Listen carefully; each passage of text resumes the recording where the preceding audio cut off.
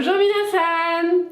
Aujourd'hui ça va être une vidéo très rose, je me suis même habillée pour l'occasion. On va parler de sakura. Sakura, c'est le mot japonais pour désigner les fleurs de cerisier au Japon et ils sont très appréciés par les Japonais. Chaque année, c'est comme un événement que tous attendent avec impatience. Quand le printemps arrive, on voit du rose pop un petit peu partout au Japon, les décorations changent et on voit des goodies en forme de fleurs de cerisier un petit peu partout. Dans la nourriture aussi, on voit du thé au sakura, des glaces au sakura, des gâteaux au sakura et même il suffit de voir la chaîne Starbucks qui fait un marketing énorme autour du sakura. Bref, vous voyez le truc. À l'approche du pic de floraison, les Japonais aiment aller dans des parcs pour admirer ces fleurs. Souvent, ils prennent avec eux une petite bâche pour s'asseoir dans l'herbe et parfois ils profitent pour faire un petit pique-nique entre amis, en famille, prendre du bon temps, tout simplement, décompresser du boulot, des études avec la nature. Et il y a un mot pour décrire cela, le hanami, qu'on pourrait traduire par la contemplation des fleurs de cerisier au Japon. Les sakuras ne fleurissent que quelques jours dans l'année. À Tokyo, la période est vers mi-mars, début avril, mais cette période varie un petit peu d'une année à l'autre en fonction de la météo, s'il a fait plus ou moins chaud. Du coup, ce n'est pas toujours évident en tant que touriste étranger d'organiser son séjour pour voir des sakuras. Mais sachez qu'il y a des prévisions, des plannings qui sont publiés quelques semaines en avance. Dans cette vidéo, je vais vous présenter 6 spots que je trouve fort sympathiques pour faire le hanami à Tokyo. Alors évidemment, je vais vous montrer des cerisiers en fleurs, mais aussi le cadre, l'ambiance qu'il y a autour dans ce lieu. Et vous jugerez par vous-même à quel point ces fleurs sont appréciées, à quel point ces fleurs attirent énormément de monde. Ikimasho!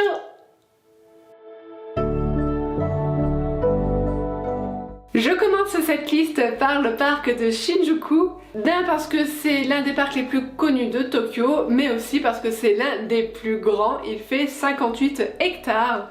Il se compose de 3 jardins, un style japonais, un style anglais et un style français. Mais si je le cite aujourd'hui, c'est surtout parce qu'il y a près de 1500 cerisiers.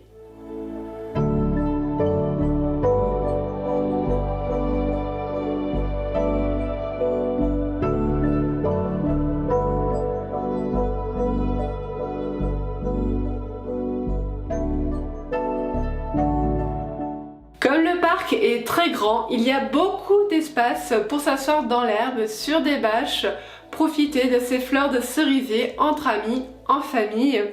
Personnellement, c'était mon premier pique-nique sous les sakuras. J'avais acheté un petit sandwich et des chips au combini et même si mon repas ne payait pas de mine, c'était vraiment chouette.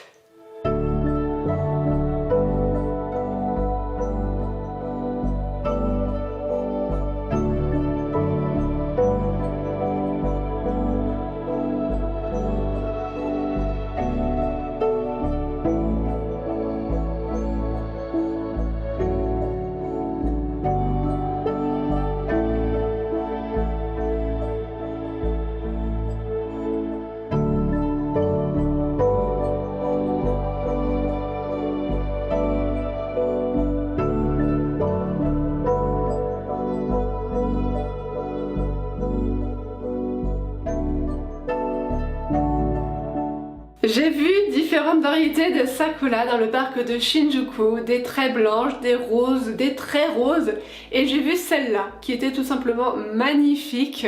C'était la première fois que j'en voyais une comme ça, et l'arbre était caché derrière les toilettes. Mais pourquoi ?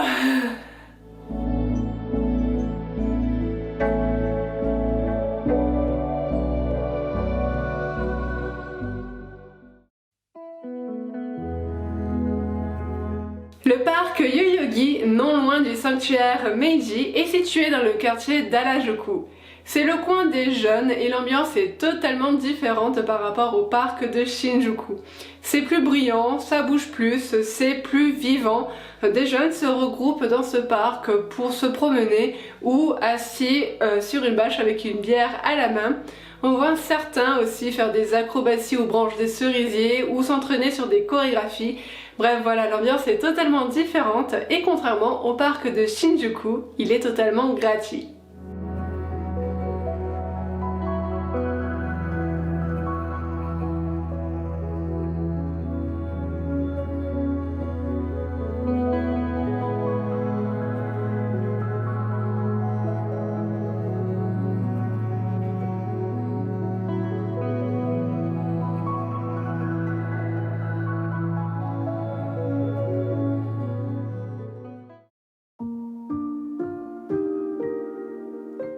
Le parc d'Ueno est tout aussi animé que celui de Yoyogi et c'est sans doute un des spots incontournables pour faire le Hanami à Tokyo parce qu'il réunit tout.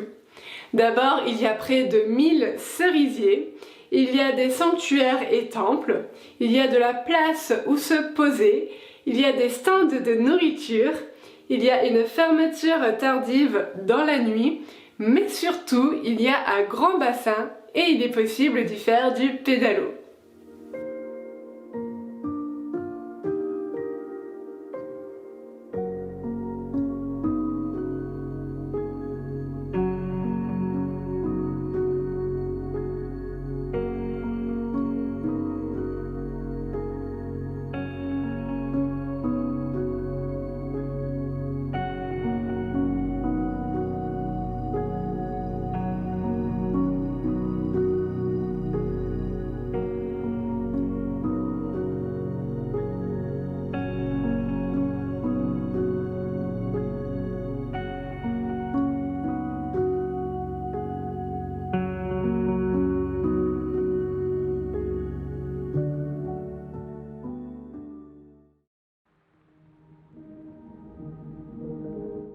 Alors ce spot, je suis tombée dessus complètement par hasard. Je me suis rendue au bar franco-japonais Bonjour Tokyo avec des potes avec qui j'avais dansé au festival de Yosakoi de Kochi.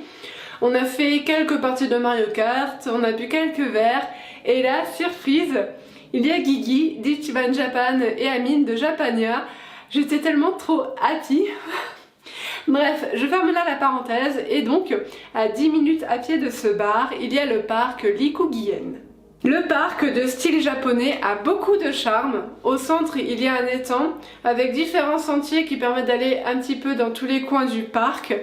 Alors le parc est assez petit, il n'est pas non plus très connu, enfin en tout cas j'en avais jamais entendu parler, mais, la nuit, les sakuras sont illuminés. Et ça c'est cool parce qu'une grande majorité des parcs ferment tôt, j'irai vers 17 h et du coup visiter un parc la nuit illuminé, l'ambiance est totalement différente, ça change vraiment de la journée, parfois les éclairages étaient très lumineux, parfois les éclairages étaient très colorés, enfin c'était vraiment très joli à voir. Il n'y a pas énormément de cerisiers dans le parc, mais certains étaient tout simplement immenses et c'était sans doute les cerisiers les plus grands que j'ai vus de ma vie.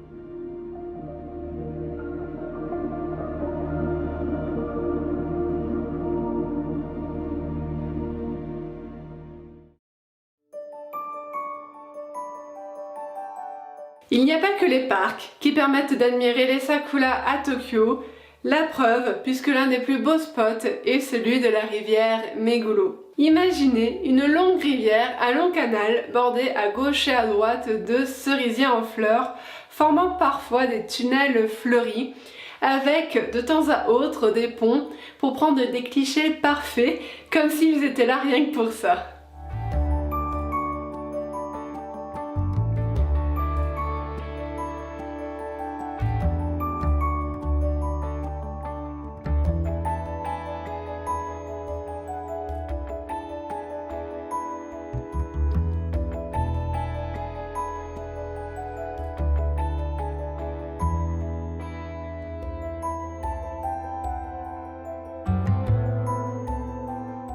Et le soleil se couche la nuit prend place et les sakuras s'illuminent. Encore une fois, l'ambiance est totalement différente la nuit, surtout ici avec tout ce monde, les shops de nourriture. On a comme une ambiance un peu de festival, de matsuri de nuit. Il y a même du champagne au sakura et du champagne avec des fraises dedans. Ici, pas de place pour se poser avec une bâche, c'est tout simplement une balade nocturne pour profiter de ce spectacle, uniquement visible quelques jours dans l'année.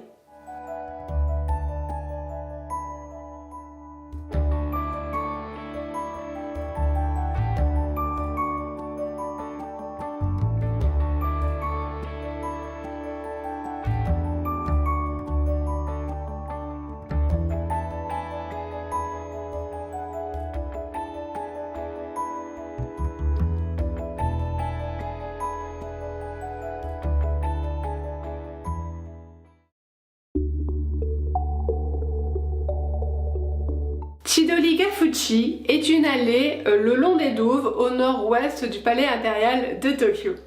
Il y a deux balades sympathiques à faire. La première, le long des douves, il y a près de 260 cerisiers répartis sur environ 700 mètres. Alors il n'y a pas autant d'espace que dans le parc de Shinjuku, Yoyogi ou Ueno, mais on peut s'y poser un peu.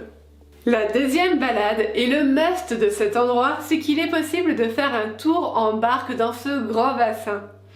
Histoire de voir les sakuras autrement, d'avoir un autre point de vue, mais surtout de voir ces cerisiers pleureurs, des branches qui tombent à quelques centimètres au-dessus de la surface de l'eau.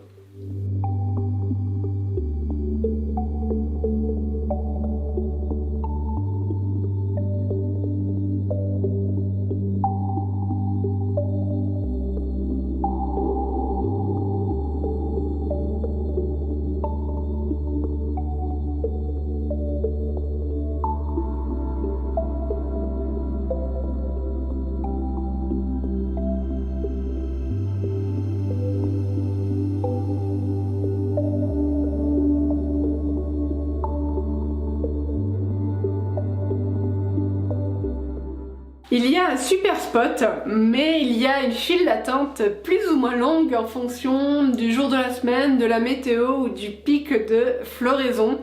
Mais voilà, c'est un super spectacle si vous avez un peu de temps devant vous, le bassin, quelques barques et les cerisiers penchés au-dessus de l'eau.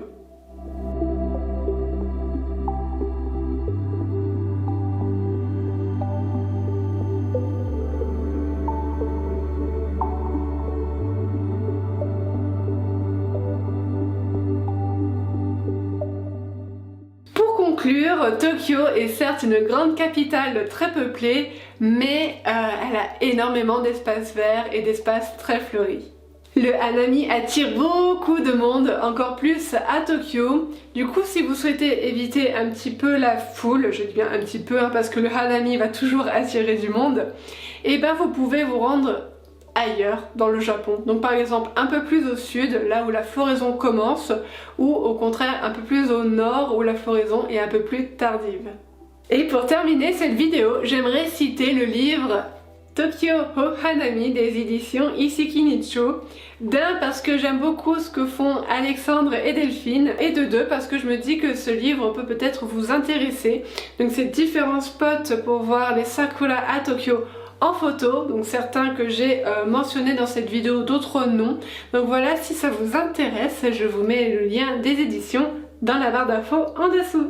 Et sur ce, je termine cette vidéo ici, j'espère qu'elle vous sera utile pour vos prochains voyages, et je vous dis à bientôt.